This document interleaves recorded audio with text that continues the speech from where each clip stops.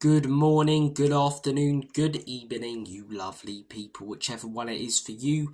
Welcome back to Lilywhite Lane. I hope that you're all having a ruddy good Friday and start to your weekend, wherever you are in the world, and whatever you are planning to get up to. And you're all very welcome along to your Tottenham Hotspur versus Roma match debrief, the show where we go through all the big talking points coming out of the game from the day before. But before we delve into all of that good stuff, make sure, if you haven't already, to smash that subscribe button, give it a rocky right hook, hit that like button as hard as you possibly can, destroy that notification bell so that you'll be notified every single time we upload a new piece of Spurs content. And once you're done abusing all the buttons on the channel, be sure to comment all of your fantastic thoughts and opinions down below. Alright Ramblers, let's get rambling. Tottenham 2, Roma 2. The first thing I want to discuss is something that didn't even happen in the game, but a lot of people are talking about it on social media, and I wanted to give my thoughts and opinions on it. Ange Postecoglou's post-match comment, specifically what he said in his post-match press. The interviewer was talking to him, he said Spurs, yet again entertaining, great to watch, but for these next few games, is it more about just picking up the wins than it is artistic merit? Now, most managers would say, obviously, we want to entertain, but your wins are win, and the most important things that we get in the next few games are wins. That's what will get us through. Ange Postecoglou doesn't say that. He looks at the interview, he goes, no, why can't it just be entertaining, mate?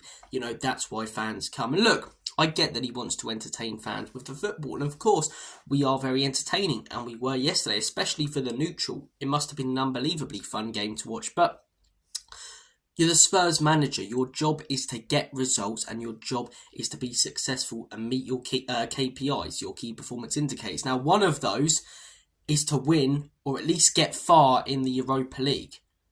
Now, surely, as a manager, when that's one of your targets, you should be prioritising getting the wins now to get yourselves through, instead of playing well and if we go out, we've died on our sword. When people talk about Ange Postecoglou having a winning mentality, I'm not sure that he does. He definitely has an intriguing and interesting mentality compared to other managers. And I get that's, what makes a lot of Spurs fans and opposition fans love him. And he's so entertaining. He speaks like one of us.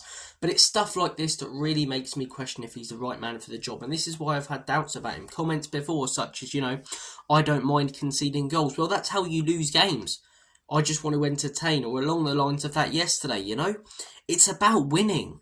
Jose Mourinho winning mentality, Conte winning mentality. Does Ange have a winning mentality? I'm not sure that he does when he's coming out and saying, why can't it just be entertaining? And he's saying, we could win these next 3 games, with scrappy 1-0s, but I want to entertain. We've entertained a lot this season. We've entertained a lot of opposition fans when we've, played our dangerous football when we don't need to.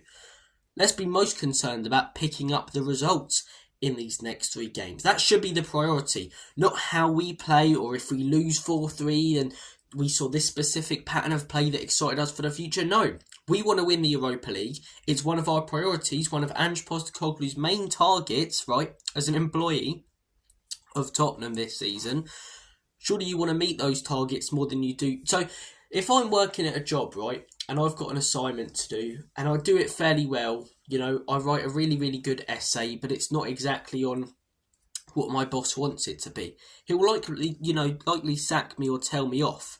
What I should do is, even if I'm not a big fan of it, put down what I need to get that assignment passed. That's what Ange Postecoglou needs to do. Maybe put your principles aside for a few games to get us through to the next round of the Europa League, no? It's one of, the club's priorities this season. You've talked about how big it is for us. It's our best chance of winning a trophy by a country mile, in all honesty. Domestic cups, I'm not too confident about them. We've got Amarim's, Man United in the next round of the Carabao Cup Prem. We're not going to win that. So it's our priority to win the Europa League. We've played good football at times this season. If we played crap all season, I'd understand it a little bit more. But we have played really well at times. Granted, it's not been consistent, but it's not like we haven't put in good performances, Last night was exciting to watch. So let's not worry about how exciting we are to watch in these next 3 games. Let's worry about the wins. And if we get those wins whilst being exciting, fantastic. But it should be, let's get those wins, and if we're exciting, great. Not, let's be exciting, and if we get those wins, great. You know what I mean? priorities, man. But look, you guys may have a different opinion on this. You guys may really like this. And when Ange Postecoglou first came into the club, I didn't mind him saying stuff like this. But second season now, it's time to knuckle down. It's time to be successful. People talk about this guy having a winning mentality and he comes out with stuff like this and I'm okay with conceding goals and comments like that. I'm not sure he does have a winning mentality, Nowhere near the winning mentality that the likes of Conte and Jose have had in the past. Obviously, us fans want to be entertained. If a fan says that, fair enough. You're paying your money, you want to be entertained. But as a manager, entertainment should be a second, and first should be getting results. First should be getting wins, and first should be turning this club around and making us successful on the pitch by getting results, We could, as I say, finish the season with the most amount of goals, the most amount of possession, the best chances created, the best football in the Premier League. Every fan's saying it, but we could finish 6th. Or we could finish 2nd, 3rd, even win the title, which obviously isn't going to happen, and we could be right down the bottom. And I think a majority of people would rather have right down the bottom of the table of statistics in terms of goals, chances created, but winning stuff or being higher in the actual table, It's all well and good putting in these performances, but it needs to be more consistent in my opinion, and the priority should be winning games. Guys, comment down below your thoughts and opinions on those comments from Ange. The next thing I want to discuss is Tottenham switching off. Now, we have played some great football at times this season, but yesterday, despite the fact it could have ended 5-4 in all honesty, either way, there were big chances created for both. There's 5 minutes to go, 5 minutes added time. Spurs are 2-1 ahead. Just don't crumble, don't fall apart, don't throw it away. But our players have a habit of switching off. I thought for most of that game, we held our high line really well, to be honest. We played the offside trap unbelievably well. It's cost us a lot this season and last season, but I thought we played it really, really well for most of yesterday. Dovbyk with his 2 disallowed goals. Offside, we done that really, really well. Held our line brilliantly. But right when it matters, when there's a few minutes to go, just one of our players will always seem to switch off. And this isn't the first time it's happened under Ange. This isn't the first time it happened under Conte or Jose. This isn't a manager thing, right? This is a Spurs thing. This is why people call us Spursy, because the results there, despite how well you've played or chances you've missed and how many chances Roma have missed, there's 5 minutes to go. You're defending. Just don't allow them to get that ball in the back of the onion bag. But we do. It's a decent cross put in. Matt Hummels has got a tap in. But yet again, like so many goals we've conceded this season, an opposition player is left completely unmarked at the back post because we were trying to play the offside trap, which hasn't worked because one of our players has switched off right towards the end. The worst time possible to switch off as well. Bissouma just pulls forward a little bit. We, sat here now talking about 2-1 win. 2 wins in a row. But we just have that habit of switching off in close games. It's why when we don't destroy teams and battle them, I'm always worried towards the end, because especially with the football we try and play, we're never going to just ride it out. Goalkeeper gets the ball, goes down on it, wastes a bit of time. Maybe we get a couple of bookings for players kicking the ball away, but we're never going to do that sort of thing. We're never going to use the dark arts to our advantage like a lot of successful teams do. So there's always that chance that we're going to concede late on, And we shouldn't have yesterday. Roma had some big chances in the game, but we should have went on to win that game because with 5 minutes remaining, we were the team ahead.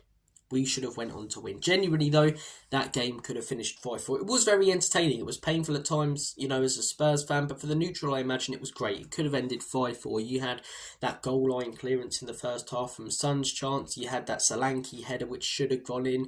You had the Roma disallowed goals, where if they timed their runs a little bit better and our offside trap wasn't as good as it was then, they could have scored.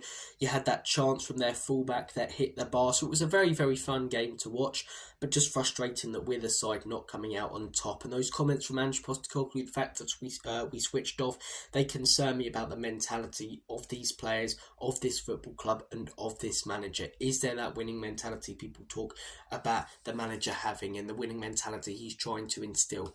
I'm not sure it really exists. I'm really not sure it exists. Conte and Jose couldn't bring it to Spurs, and this guy doesn't seem to have it anyway, so how's he going to bring it to this football club? We're going to have great days like the Man City one, but in my opinion, We're so inconsistent. We're so capable of going on to lose to Fulham now, but then going on to, get a point maybe at Bournemouth and smashing Chelsea 4 or 5-0. That's the type of club that we've been this season. If we can get some consistency, ride out results when we're not playing unbelievably well, we'd be a solid side. But that's the thing. When we don't play unbelievably well, when we don't pan teams, we don't win. We don't draw either. Apart from yesterday, I believe that's our second draw this season. We barely had any last season. We tend to drop points always when it's a close game. How many close games have Spurs had over the last couple of seasons that we've actually come out on top from? Genuinely, I'm struggling to think of many. I really, really am. Close games where maybe it's 1-1 and we get a late winner or something. There's definitely been a few, maybe 4 or 5, something like that. I'm not sure. I'm not looking at a statistic, but I can't think of many games that have been close. When we don't put 3 or 4 past teams and play champagne and liquid football, we tend to struggle to get results. We do. There were some good performances on there yesterday. Brennan Johnson, I thought, scored a great goal. Pape Matar, I thought, looked really impressive. Not as good as the Man City game, but he definitely looked good. And as I say, he's on a good run of form at the minute. I would start him on the weekends. I thought Solanke looked okay. I thought Kulusevski looked okay. I thought our back line looked okay. I thought we held our line well. I thought Dragusin and Davies were fairly good. Yes, Roma had some chances, but the 2 disallowed goals, as I say, they weren't due to Roma completely cocking up. They were due to Davies and Dragusin really holding the line well. And the fact we've dropped back a little bit more with these 2, I think suits them, and it did against Manchester City. So I don't think they were terrible. A lot of decent performances in there, no unreal performances. Kulusevski obviously got that assist that was special and had some special moments, but it weren't his best game. But there were definitely a couple of poor performances. I thought Porro looked poor, if I'm really honest. Lost the ball a lot, looked weak, got shoved off it.